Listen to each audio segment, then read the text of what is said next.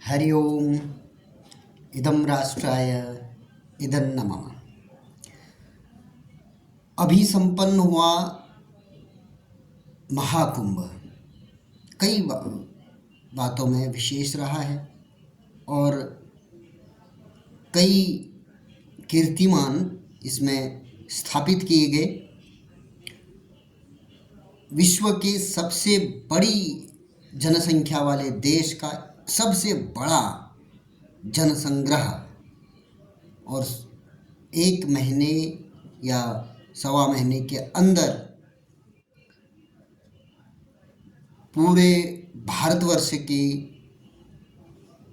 140 करोड़ जनसंख्या में से 66 करोड़ जनसंख्या का एक क्षेत्र में माता गंगा, यमुना और सरस्वती जी के संगम में आकर स्नान कर कर अपने अपने घरों पर सकुशल लौट जाना एक बहुत बड़ा आयोजन था।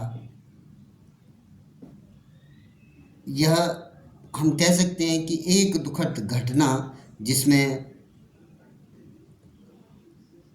जो तीर्थयात्रियों की मौनी अमावस्या के दिन दुखद क्षति हुई थी, उसके अतिरिक्त लगभग इस पूरे कुंभ में आयोजन के स्तर पर अगर बात करें तो श्रेष्ठ आयोजन कहा जा सकता है।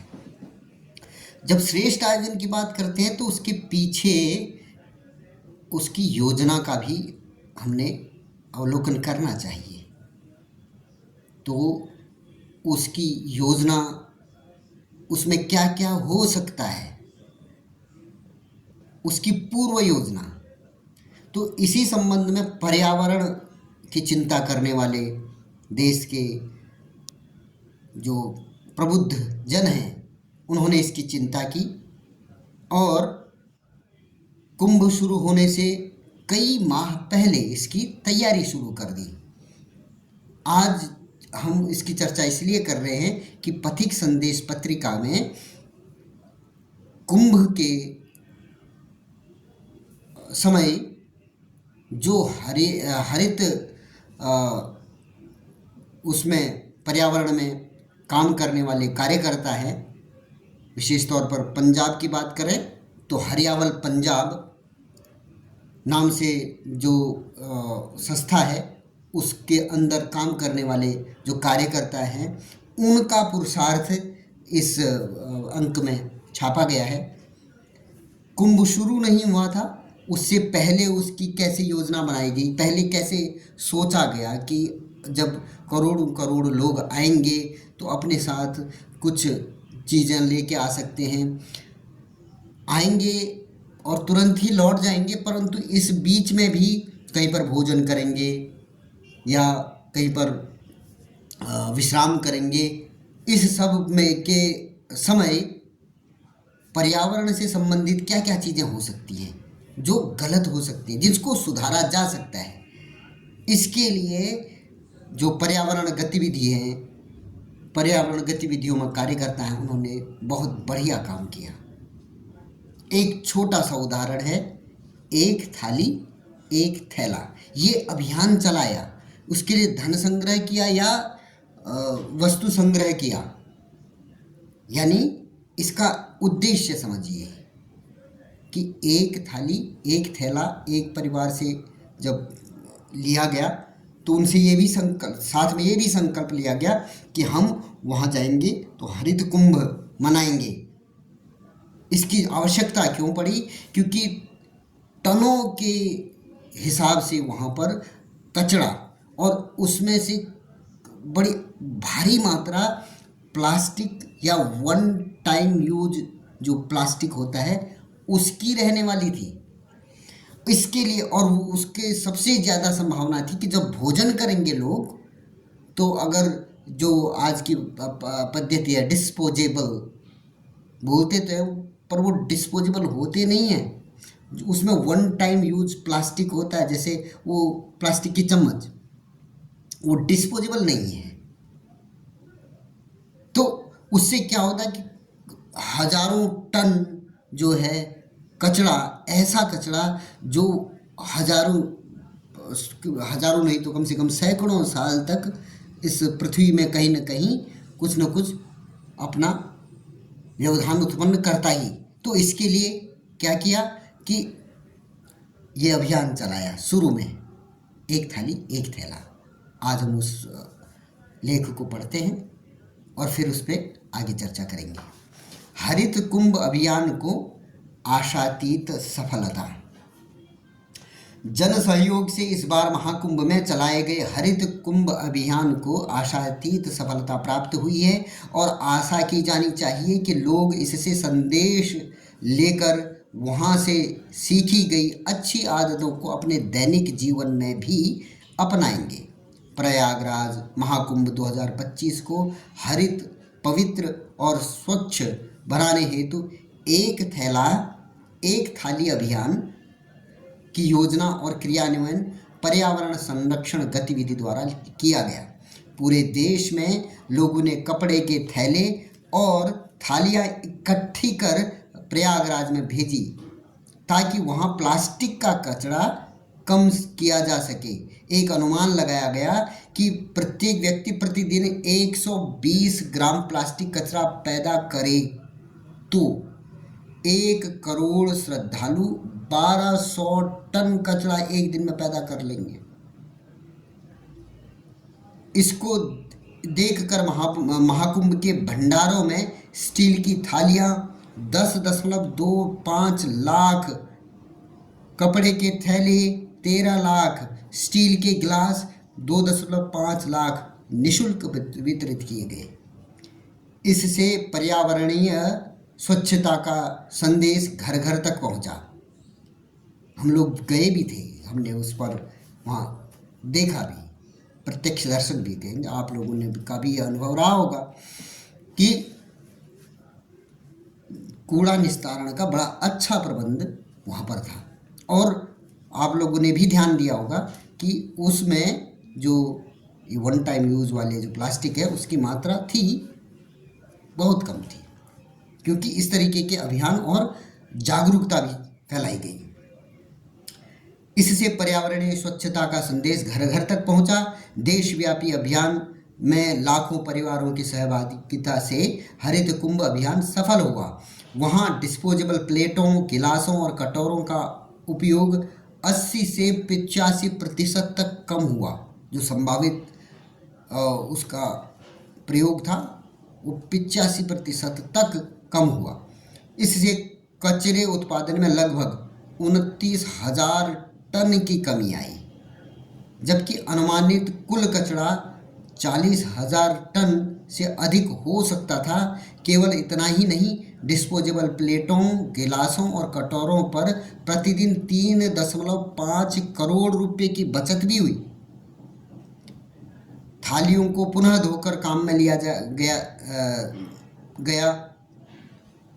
भोजन परोसते समय संदेश दिया कि भोजन उतना ही लो, थाली में व्यर्थ न जाए नाली में। इससे भोजन की जूठन में 70% तक की कमी आई है। स्टील के बर्तन निःशुल्क मिलने से अखाड़ों, भंडारा समितियों की आर्थिक बचत भी हुई है। अन्यथा डिस्पोजेबल बर्तनों पर लाखों रुपया खर्च करते। आयोजन में वितरित की जाने वाली स्टील की थालियों का उपयोग अभी वर्षों तक किया जाएगा, जिससे वर्षों तक कचरा और डिस्पोजेबल बर्तनों का खर्च कम होता रहेगा। इस पहल से सार्वजनिक आयोजनों के लिए बर्तन बैंकों के विचार को प्रोत्साहित किया गया और जो समाज में स्वस्थ परंपराओं को बढ़ावा देगा। इस जागरूकता अभियान का वास्तविक उद्देश्य देश को प्लास्टिक मुक्त व कैंसर मुक्त बनाना है। स्वच्छ और स्वास्थ्यवर्धक पर्यावरण से के संत समाज, लंगर कमेटियों, मंदिर गुरुद्वारा समितियों, श्रद्धालुओं व समस्त जनता से अपील है कि वे लंगर भंडारे, शादी विवाह के दौरान डिस्पोजेबल प्रयोग न करें। प्रसाद को स्टील प्लेट में ही वितरित करें ताकि प्लास्टिक का कचरा और न फैले। ये लेख प्रवीण कुमार जी ने लिखा हुआ है, प्रांत संयोजक हैं हरियावल पंजाब के। निसंदेह ये जो अभियान चलाया गया, ये जितने भी जन जागरूकता के अभियान चलाए जाते हैं, ये हमें लगता है कि तात्कालिक है, परंतु इनका जो असर है, इम्पैक्ट है, वो दीर्घकालिक होता है, लंबा होता है। जब हम वहाँ जाके देख के आए कि इतने बड़े आयोजन में भी जो स्टील के बर्तन हैं जिसको धो के वापस प्रयोग किया जा सकता है, जो किया भी, हम लोगों ने भी किया, आप लोगों ने भी किया होगा, तो जब वो हो सकता है तो जो हम अपने घरों में या छोटे छोटे आयोजन जितने भी करते हैं, अगर हम वहाँ पर भी ये प्रारंभ करें तो कितना अच्छा रहेगा। तो आपने भी ये देखा होगा कि आपके आसपास में भी ये चर्चाएं शुरू हो गई होंगी कि क्यों ना एक इस तरीके के बर्तन बैंक बनाए जाए, जैसे RWA हम या मंदिर समितियां हैं, क्योंकि हर 2 महीने में 1 महीने कोई न कोई बड़ा त्यौहार आता है जिसमें भंडारे और ये लंगर आदि चलते ही है। तो इससे कितनी बड़ी जागरूकता भी फैली। एक पंथ दो काज, चलो सखी वहाँ चलो जहाँ कृष्ण को राज, नीर भरो दर्शन करो, एक पंथ दुई काज। कहती है कि जहाँ कृष्ण का राज है वहीं चलते हैं पानी भरने के लिए। क्या होगा, एक तो पानी भर लेंगे, दूसरा कृष्ण के दर्शन हो जाएंगे। तो ये एक तो कचरा जो उस तात्कालिक समस्या थी कि इतना भारी भरकम मात्रा में जो कचरा निकलता, उसके लिए कोई परमानेंट व्यवस्था भी नहीं बना सकते क्योंकि 12 साल में एक बार होना है। तो उस समस्या को सुलझाने के लिए जब हम ये प्रयास समाज का रहा, तो उसका प्रतिफल ये भी रहा कि समाज में एक नई जागरूकता आई कि समाज के लोग मिलकर स्वयं ये कहने लग गए कि ठीक है, अब हम बर्तन बैंक भी बनाएंगे, अब हम इस तरीके से पर्यावरण के संरक्षण के लिए जो छोटे छोटे काम हैं वो स्वयं अपने हाथ लेंगे। ज़्यादा से ज़्यादा क्या होगा कि बर्तन दोबारा धोने पड़ेंगे। कई बार क्या होता है कि लंगर आदि में ये बहुत बड़ी समस्या समझी जाती है कि भाई कैसे होगा, बर्तन कौन धोएगा। 500-1000 रुपया देकर 2 बंधु उस काम के लिए लगा दिए जाएं तो उनका रोजगारी भी हो जाएगी, और साथ में आपका जो अतिरिक्त खर्च है, अगर आपको बर्तन बैंकों से या गुरुद्वारा समितियों से, मंदिर समितियों से आप बर्तन लेके आते हैं तो आपको जो डिस्पोजल आदि में ज़्यादा खर्चा करना पड़ता वो नहीं करना पड़ेगा। साथ में पर्यावरण की सुरक्षा निश्चित हो जाएगी। तो ये एक बहुत बढ़िया, मैं तो कहूँगा इसको बहुत सफल आयोजन, हरित कुंभ जो अभियान है बहुत सफल आयोजन। बहुत बहुत साधुवाद उनको जिन्होंने पहले विचार कर लिया कि इतना कूड़ा निकल सकता है, इतना कचरा निकल सकता है, और उसके हिसाब से क्या हम कर सकते हैं, पूर्व योजना। वहाँ पर कुंभ प्रारंभ होने से पहले वहाँ पर व्यवस्था पहुँचा देना। व्यवस्था तो इस तरीके की भी थी कि सबको एक थैला एक थाली साथ में दिया जाए, परंतु इतने बड़े जन सैलाब के सामने ये व्यवस्था टिकने वाली नहीं थी। तो जितने भी वहाँ पर भंडारा, जो संत महात्माओं के आश्रम थे, जो जिनसे के आश्रय में वहाँ जो संगत थी वो रही, वहीं भोजन प्रसाद लिया। उन सब भंडारा प्रसाद गृहों में जो समाज के अन्य प्रकल्प उस समय चले थे, उन सब के को सहयोग करके जो बर्तन दिए गए, बर्तन उनको दिए गए, फिर उन्होंने उसकी व्यवस्था की कि धुलवाने की व्यवस्था, देह धोने की व्यवस्था और वितरण की व्यवस्था, भोजन प्रसाद को वितरण की व्यवस्था। साथ में ये कहना कि इतना थाली में उतना ही लो जितना कि आप खा सको, व्यर्थ न जाए नाली में। तो ये मैं कहूँगा कि एक बहुत बड़ा अभियान, बहुत सकारात्मक अभियान, और उसका जो असर है वो निश्चित रूप से दूरगामी है। और मैं बहुत बहुत साधुवाद इस माध्यम से इस हरित कुंभ के इन कार्यकर्ताओं का दूंगा, जिनके इस दूरगामी सोच से एक बहुत बड़ा मैसेज भी पूरे समाज में फैला। 66 करोड़ लोग जहाँ से गए और उन्होंने इस व्यवस्था को देखा, उस समय नहीं भी समझा होगा तो अभी इस तरीके की अगर कोई बात सुनेगा तो उसको ध्यान में ज़रूर आएगा कि हाँ ये हुआ था। तो वो स्वयं भी प्रेरित होगा।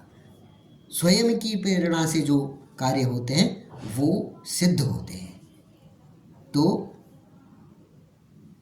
इस हरित कुंभ अभियान के इन कार्यकर्ताओं को, कर्मठ कार्यकर्ताओं को पुनः धन्यवाद देते हुए आप सब लोगों से आज के इस अंक के लिए मैं विदा चाहता हूँ। फिर नए अंक के साथ पुनः आपके संपर्क में आऊँगा। तब तक के लिए धन्यवाद। जय श्री राम।